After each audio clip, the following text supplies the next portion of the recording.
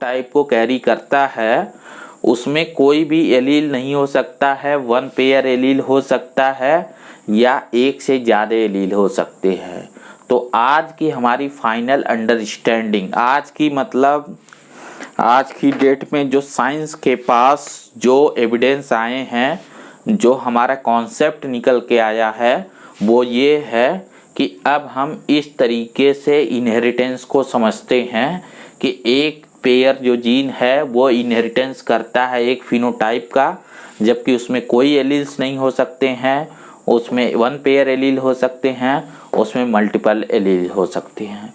ये post Mendelian genetics है, ये भी पोस्ट मेंडेलियन जेनेटिक्स है और ये मेंडेलियन जेनेटिक्स है।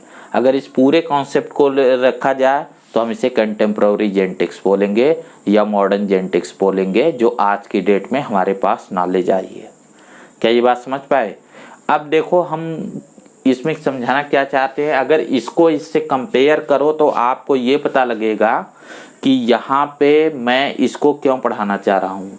जैसे पहले हमने मेंडल के हिसाब से पढ़ लिया कि वन पेयर फैक्टर होते हैं या जीन होते हैं, जीनोटाइप, जो कैरेक्टर या फिनोटाइप जैसे सीड के शेप को मटर प्लांट में रेगुलेट करती हैं। ठीक है, अब कैरेक्टर के भी आपस में वेरिएंट होते हैं जिन्हें हम ट्रेट्स बोलते हैं, जैसे राउंड और रिंकल, और ट्रेट को रेगुलेट करने के लिए जीन के वेरिएंट होते हैं जिसे हम एलील्स बोलते हैं, जैसे कि डोमिनेंट और रिसेसिव। ठीक है, तो यहाँ पे हमने कॉन्सेप्ट निकाला था वन पेयर ऑफ जीन, जो वन पेयर ऑफ एलील्स होते हैं और इनके डिफरेंट कॉम्बिनेशन से फिनोटाइप जैसे कि राउंड और रिंकल जो है इनहेरिटेंस में गवर्न होता है या इस इनहेरिटेंस को हम देख पाते हैं। इसमें दिक्कत ये है कि कोई ऐसा भी जीन हो सकता है जहां ये डोमिनेंट और रिसेसिव न हो, क्योंकि वहां पे ये ट्रेट्स न हो। तो ये जो एलील है ना, जिसमें लिख रहा हूं मैं नो एलील, तो फिनोटाइप में आप बोलेंगे नो ट्रेट्स। यहाँ पे वन पेयर ट्रेट्स होगा, यहाँ मोर देन वन ट्रेट्स। जैसे ब्लड ग्रुप में ये सब ट्रेट्स ही है ना, ए बी ब्लड ग्रुप होना, ए ब्लड ग्रुप होना, बी ब्लड ग्रुप होना, ओ ब्लड ग्रुप होना, ये डिफरेंट ट्रेट्स हैं।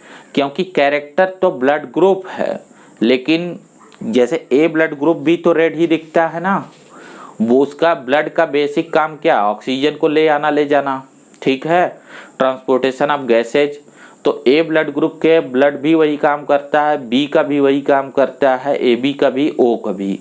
जैसे मैंने बोला था आँख बनाने की जो जीन है आईज बनाने की, तो सब आईज देखती है, चाहे ब्लू हो, ब्राउन हो, ब्लैक हो, लेकिन उनमें थोड़ा सा वेरिएशन है, जो उनके जीन में थोड़ा सा वेरिएशन है, जो उनका एलील्स बना रहा है, जिसकी वजह से उनकी फिनोटाइप बदल गई है। ठीक उसी तरीके से ब्लड तो बेसिक एक ही है, मतलब जो ब्लड है वो एक ही है, लेकिन उनके जो फिनोटाइप में वेरिएशन है उसकी वजह से हम उसे ब्लड ग्रुप असाइन कर रहे हैं। जैसे कि हम बोल रहे हैं कि A blood group, B blood group और ए बी और ओ ब्लड ग्रुप। ये हो क्यों रहा है? क्योंकि हम एक कॉन्सेप्ट को मान रहे हैं कि एक जीन जो है उसके एक से ज़्यादा एलील्स हो गए, जबकि मेंडल वन पेयर तक ही था और हमारे पास एक कंडीशन है कि विदाउट एलील्स के भी जीन पॉसिबल हैं। तो मेरी बातें आपको समझ में आई होगी, मैं ऐसी आशा करता हूँ कि आपको ये बात समझ में आई होगी। अब मैं थोड़ा आगे चलता हूँ। ठीक है, एक्चुअल में क्या है ना कि आपको स्टेप बाय स्टेप बस इसे सीखते रहना है। एक टाइम आएगा, अभी मैं डायरेक्ट बुक पे नहीं जा रहा हूँ क्योंकि उससे कोई बेनिफिट नहीं होगा।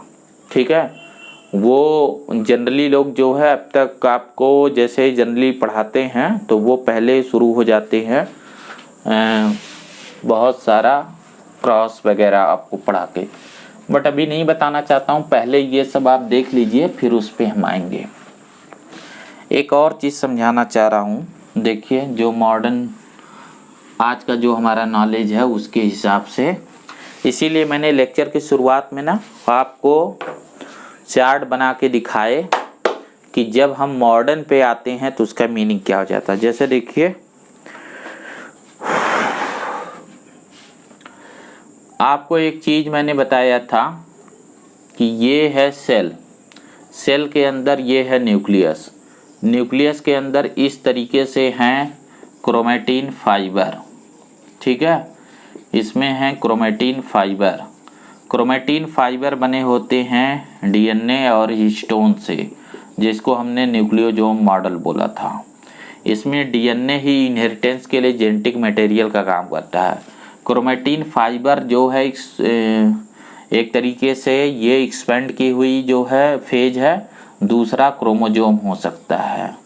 तो एक्चुअल में पोस्ट मेंडेलियन जेनेटिक्स में ये चीज़ हुआ ना। अब जो है सवाल ये है ना, क्वेश्चन देखिए जेनेटिक्स में जो सबसे बड़ा है कि जीन या मेंडल के लैंग्वेज में बोले फैक्टर, ये जो है जैसे मेंडल ने एक चीज़ बताया कि देखो भाई आपके पास जो कैरेक्टर है, जैसे कि स्टेम की हाइट, ठीक है, ज़्यादातर उसमें आपको रहता है स्टेम की हाइट एक कैरेक्टर है, एक फिनोटाइप है। मेंडल ने बोला कि इसको 1 पेयर फैक्टर कंट्रोल करते हैं, इसको 1 पेयर फैक्टर कंट्रोल करते हैं। 1 पेयर फैक्टर इज जीनोटाइप, ठीक है, ये मैं बता चुका हूँ, जीनोटाइप फिनोटाइप, और कैरेक्टर इज फिनोटाइप, ये इसे कंट्रोल करता है। और ये बताया कि 1 पेयर जो फैक्टर इसे कंट्रोल करते हैं, इसमें एक डोमिनेंट पेयर है और एक रिसेसिव पेयर है। एक डोमिनेंट है और दूसरा जो है रिसेसिव है, ये इसे कंट्रोल करता है, जिसे आप ज़्यादातर ऐसे देखते हैं capital T small T small T. समझ गए आप बात को? ये इसे कंट्रोल करता है। तो प्लांट में जो हाइट है उसको कंट्रोल करने वाले ये जीन है। अब जो ये जीन है जो इसे कंट्रोल कर रहा 1 पेयर फैक्टर या जीन, तो ये क्वेश्चन था कि ये जो जीन है ये एक्चुअल में कहाँ है। ये बहुत बेसिक क्वेश्चन था। जैसे एक तो आंसर ये हो जाता कि जब हम बोल दिए जेनेटिक मटेरियल, तो जेनेटिक मटेरियल का मतलब ये होता है जो इनहेरिटेंस को कंट्रोल करे, जो इनहेरिटेंस के लिए रिस्पॉन्सिबल हो, हेरिडिटी के लिए रिस्पॉन्सिबल हो, उसे हम जेनेटिक मटेरियल बोलते हैं। तो जब डीएनए की ज़्यादा डिस्कवरीज हुई 1950 के आसपास, जब आपने पढ़ा होगा Watson Crick model, Watson Crick model, ठीक है, Watson Crick model of DNA, ठीक है, जिसे double standard model of DNA बोला जाता है। जब ये चीज़ निकल के आई तो हमें जो है कुछ इन्फॉर्मेशन मिली। ये इन्फॉर्मेशन एक सीक्वेंस में आ रही है, वो समझा रहा हूँ आपको। जैसे न्यूक्लियस की डिस्कवरीज पहले की गई, न्यूक्लियस की डिस्कवरीज के बाद हमें पता चला कि इसमें ये जो मटेरियल है ये क्रोमेटिन फाइबर है, जो एक स्टेज में जब सेल डिवाइड होती है, जब सेल डिवीजन होता है, तभी जो है ये क्रोमोसोम के फॉर्म में होता है। जब सेल डिवाइड नहीं होती है तो उसे हम बोलते हैं इंटरफेज। आपने सेल साइकिल पढ़ी होगी। जैसे देखो इस तरीके से आपकी बुक में एक सेल साइकिल है ना, जिसमें जो है एक एम फेज है डिवीजन का फेज या माइटोसिस का फेज, और दूसरा आई फेज है, ठीक है, आई फेज है। आई फेज को आप 3 पार्ट में डिवाइड करते हैं, G1, S और G2 फेज, ठीक है। तो ये जो फेज है इसको हम इंटरफेज बोलते हैं। इसमें जो सेल है उसका न्यूक्लियस इस तरीके से हमें दिखता है, डीकंडेंस दिखता है, यानी कि वो स्कैटर्ड फॉर्म में दिखता है, उसको हम क्रोमेटिन फाइबर कहते हैं। जब इसको एनालाइज किया गया तो इसके अंदर डीएनए और हिस्टोन था, और उस स्ट्रक्चर पर्टिकुलर को समझाने के लिए जो मैंने एक वीडियो आपको सेल में बताया है कि ये न्यूक्लियोसोम मॉडल ऑफ डीएनए था, जिसमें हमें ये बात समझ में आई कि कैसे क्रोमेटिन फाइबर के फॉर्म में जेनेटिक मटेरियल न्यूक्लियस के अंदर होता है। जब आप क्रोमोसोम को बताते हैं तो एक बहुत ही पॉपुलर इस तरीके से बटरफ्लाई शेप, इस तरीके से पेयर्ड स्ट्रक्चर दिखाते हैं जब माइटोसिस होता है तब, ठीक है। आई बात समझ में? अब जो सवाल ये था ना कि मेंडल से भी पूछा गया था कि उनके जो 1 पेयर फैक्टर है या 1 पेयर जीन है ये कहाँ पे हैं, ये कहाँ पे लाइज करते हैं। जैसे यूँ बताया कि देखो 1 पेयर फैक्टर है, ये जो जीन है ये जीन कंट्रोल कर रहा है स्टेम हाइट को। तो इनसे क्वेश्चनिंग की गई थी कि वन पेयर फैक्टर एक्चुअल में होता कहाँ है, इसकी एग्जिस्टेंस कहाँ है, इसका फिजिकल बेसिस क्या है। फिजिकल बेसिस का मतलब कुछ ऐसा समझो ना, इसे मैं थोड़ा आपको समझाऊं। देखो, जैसे आप ये समझो कि ये कोई एक मेमोरी कार्ड है, ठीक है, एक कोई मेमोरी है जो आप यूज करते हैं और इसके अंदर ये भरे हुए डेटा है, प्रोग्राम है जो आप स्टोर करते हो, ठीक है। जो डेटा होता है, जिसे आप डेटा कहते हैं, ये सॉफ्टवेयर होता है, इसका फिजिकल एग्जिस्टेंस नहीं होता है, मतलब फिजिकली आप नहीं जानते हैं। जैसे मान लीजिए मेमोरी कार्ड है, इस डेटा में जैसे यहाँ पे डेटा के फॉर्म में यहाँ पे जैसे मान लीजिए सॉन्ग्स हैं, ठीक है, ये कोई चिप है या पेन ड्राइव है, इसमें आपने डेटा स्टोर किया और डेटा क्या है, सॉन्ग है। तो सॉन्ग कोई फिजिकल चीज़ थोड़े है, सॉन्ग जो है कोई मटेरियल चीज़ नहीं है। मटेरियल या फिजिकल का मतलब ये होता है जो स्टेट ऑफ मैटर आप पढ़े हैं, यानी वो सॉलिड लिक्विड गैस से बनी चीज़ नहीं है। एक्चुअल में जो क्वेश्चन है ना यहाँ पे, जो आपका पूरा चैप्टर होगा उसमें जो सबसे इम्पॉर्टेंट क्वेश्चन होगा वो क्वेश्चन होता है कि जीन क्या है, ठीक है। मैं वहीं आपको लाना चाहता हूँ, आपको बताना चाहता हूँ कि जीन पे कैसे कैसे इन्होंने क्वेश्चनिंग की, क्योंकि जब हम एक बार चैप्टर को स्टार्ट करेंगे ना तो ये सारे कॉन्सेप्ट अलग से पढ़ाने का टाइम नहीं मिलेगा। इस वजह से मैं इनको पहले फोकस कर रहा हूँ। जब आप इन्हें समझ जाएंगे तो हम जीन पे जा सकते हैं, स्विच कर हम जो चैप्टर पे जा सकते हैं। तो चलिए देखते हैं। जैसे मैं समझाया आपको, ये मेमोरी कार्ड है, पेन ड्राइव है। तो पेन ड्राइव का एक फिजिकल एग्जिस्टेंस होता है, इसका एक फिजिकल एग्जिस्टेंस होता है। आप फिजिकली पेन ड्राइव को हाथ में लेके देख सकते हैं।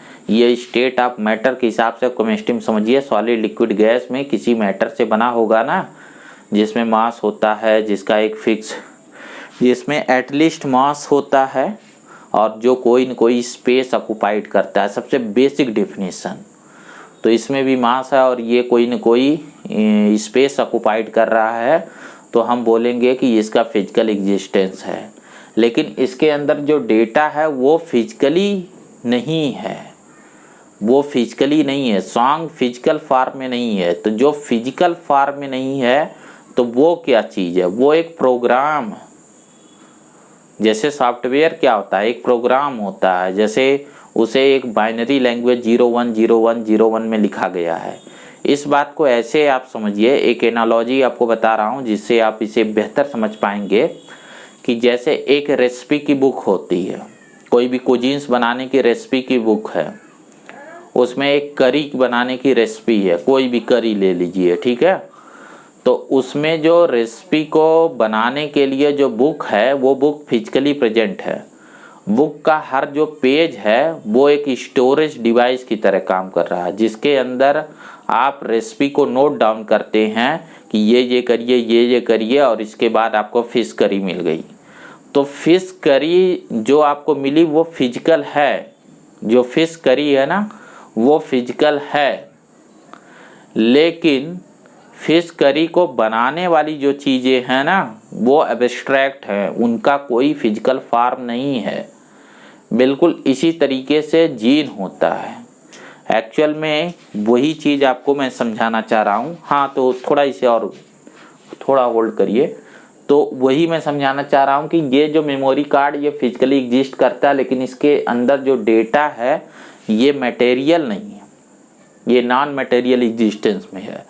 जब इसको आप किसी डिवाइस में लगाएंगे तो वो उसे कन्वर्ट कर देगा और सॉन्ग बजने लगेगा और आपको पता लगेगा। जीन भी बिल्कुल इसी तरीके का चीज़ है। लेकिन जीन को भी तो कहीं स्टोर किया जाता होगा ना। जैसे जब ट्रांसमिशन एक जनरेशन से दूसरे जनरेशन में हो रहा है तो डेटा ट्रांसफ़र किस फॉर्म में हो रहा है, क्या वो फिजिकल फॉर्म में हो रहा है कि नहीं हो रहा है। तो जैसे आपको मैंने बताया था कि फिजिकल फॉर्म में ही डेटा ट्रांसफ़र होता है। जैसे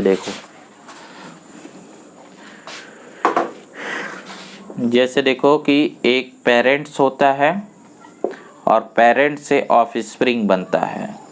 तो एक्चुअल में ऑफस्प्रिंग बनने का मतलब है कि पेरेंट्स के कैरेक्टर इज डेटा, ठीक है। ऑफस्प्रिंग में ये जो है, देखिए ये कई बार मैं ये बना चुका हूँ, तो इससे बोर नहीं होना है। मैं एक्चुअल में उसे बदलता इसलिए नहीं हूँ कि अगर मैं एग्जाम्पल को बदल दूंगा तो फिर आपको समझने में मुश्किल होगी, इसीलिए एक जो एग्जाम्पल उसे मैं बार बार बताता हूँ और सारी कहानी उसके आसपास होती है जिससे आपको समझने में आसानी हो, ठीक है। तो ये बात आप समझिएगा, मैं बदल सकता हूँ लेकिन नहीं बदलता हूँ, ठीक है। जो पेरेंट्स है उसमें जो कैरेक्टर है, इस कैरेक्टर का ट्रांसमिशन हो रहा है। एक्चुअल में जो बच्चा बन रहा है ना, तो उसमें क्या है, उसमें अपने पेरेंट्स के कैरेक्टर की प्रॉपर्टी है। इसी बात को हम इनहेरिटेंस बोलते हैं, जो टेक्निकल वर्ड है। सबसे पहले लेक्चर में आपको समझाया था कि यही इनहेरिटेंस है। तो ये इनहेरिटेंस जो है गवर्न कर रहा है, कंट्रोल कर रहा है यहाँ पे पेरेंट्स से ऑफस्प्रिंग तक गया। तो हम जो है बिल्कुल अगर इसी चीज़ में यहाँ देखें, ये जो डिवाइस है इसके अंदर, जैसे मान लीजिए ये डिवाइस एक मेमोरी कार्ड है, एक पेन ड्राइव डिवाइस है। तो आपने क्या किया कि एक किसी बड़ी डिवाइस से जिसके अंदर पहले से बहुत सारे सॉन्ग थे, इनमें से कुछ सॉन्ग्स को सेलेक्ट किया और डेटा ट्रांसफ़र कर लिया, ठीक है। डेटा ट्रांसफ़र हुआ। तो ये डेटा ट्रांसफ़र कैसे हुआ, फिजिकल फॉर्म में हुआ। जब इस डिवाइस को इस डिवाइस में लगाए दूसरे डिवाइस में, तब आपने गाने को कॉपी कर लिया। कैसे किया, कॉपी करना इसको हम बोलते हैं ना, कि हमने कॉपी कर लिया। अब फर्दर जब इसे किसी दूसरे डिवाइस में लगाएंगे जो डिकोड करेगा, तो ये गाना बजने लगेगा। फिजिकल फॉर्म में वो गाना आपको पता लगेगा कि हाँ सॉन्ग बज रहा है, ठीक है। तो हमारा मेन मकसद क्या था, एक डिवाइस से दूसरे डिवाइस में हमने कैरेक्टर को, जैसे सॉन्ग को यहाँ इनहेरिटेंस कर लिया।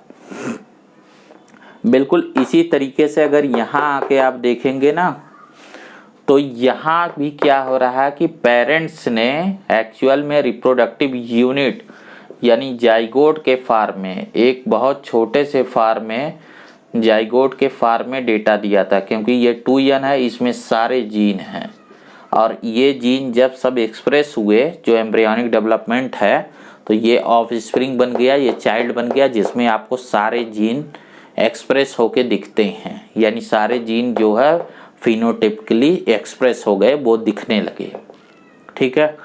तो यहाँ भी डेटा ट्रांसफ़र हुआ, लेकिन डेटा ट्रांसफ़र एक सेल के अंदर किया गया।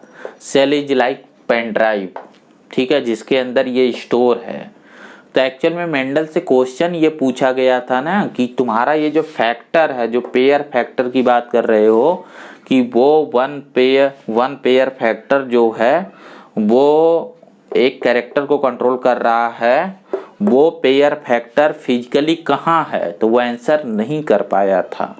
और ऐसा वो क्यों नहीं कर पाए थे, क्योंकि उस टाइम तक साइंस और टेक्नोलॉजी का इतना डेवलपमेंट नहीं था कि वो सेल के लेवल तक आए, सेल थ्योरी नहीं पता थी। लेकिन जैसा मैंने बताया कि उसके बाद जो है हमने माइक्रोस्कोप से सेल के अंदर झांकना, इन्वेस्टिगेट करना, एक्सप्लोर करना शुरू किया और हमें पता लगा सेल के अंदर ही जेनेटिक मटेरियल है जो इनहेरिटेंस के लिए रिस्पॉन्सिबल है।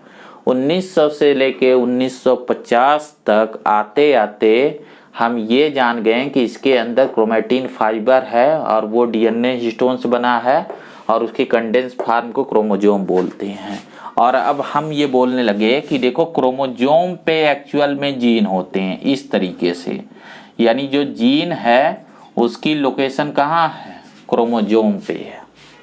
जो जीन है वो क्रोमोजोम पे है और इसमें कई सारे जीन होते हैं। इस तरीके से ये कई सारे जीन होते हैं, क्योंकि कई सारे कैरेक्टर होते हैं ना, तो ये कई सारे जीन है। ये 1 2 3 4 5, ठीक है। इतने नहीं होते, इससे कहीं ज़्यादा होते हैं, लेकिन इस तरीके से जीन होते हैं। अब यहाँ क्रोमोजोम पेयर है, इसीलिए जीन भी पेयर था, ठीक है। तो हम ये चीज़ बताने लगे कि एक्चुअल में क्रोमोजोम एक फिजिकल चीज़ है, एक, क्योंकि क्रोमोजोम को हम फिजिकली देख सकते हैं, सेल डिवीजन के समय हमने देखा, और उसके अंदर जीन वैसे ही स्टोर हैं जैसे मेमोरी कार्ड में सॉन्ग स्टोर है, डेटा स्टोर है। तो हम ये बोलने लगे, अब हमें पता लग गया कि हमें फिजिकल बेसिस मिल गया कि एक्चुअल में क्रोमोजोम के अंदर जीन कैसे है।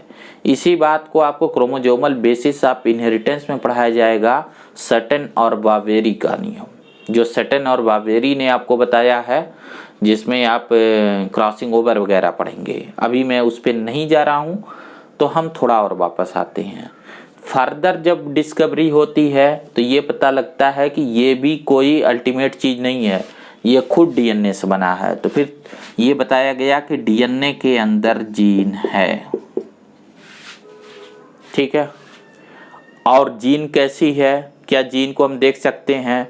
तो जैसे किताब के अंदर मैंने बताया ना, रेसिपी बुक के अंदर कोई जो रेसिपी बुक है, जैसे ये देखो ये किताब है, इसके अंदर बहुत सारा इंफॉर्मेशन स्टोर है, ठीक है। अब किताब के पन्ने जो है, ये जो पेज है, इसका फिजिकल एग्जिस्टेंस है, इस पे ये लिखा है इनहेरिटेंस ऑफ वन जीन। तो इनहेरिटेंस ऑफ वन जीन एक प्रोग्राम है, एक इंफॉर्मेशन है जो इस पर्टिकुलर पेज पे है, लेकिन जो इनहेरिटेंस ऑफ वन जीन की जो कॉन्सेप्ट है, ये कॉन्सेप्ट फिजिकली एग्जिस्ट नहीं करता है, लेकिन ये किताब फिजिकली एग्जिस्टेंस करती है। ये किताब फिजिकल है, इसे आपके सेंसरी ऑर्गन पहचानते हैं, लेकिन उसमें लिखी हुई इंफॉर्मेशन जो है वो नॉन मटेरियल फॉर्म में है, वो एक कोडेड फॉर्म में है। तो जीन भी इसी तरीके से एक कोडेड इंफॉर्मेशन है, जिसे पहले हमने समझा कि वो क्रोमोजोम के अंदर स्टोर है, और बाद में हमें पता लगा कि क्रोमोजोम से भी नीचे की एक यूनिट है डीएनए, क्रोमोजोम खुद डीएनए से बने होते हैं, वो डीएनए में स्टोर है।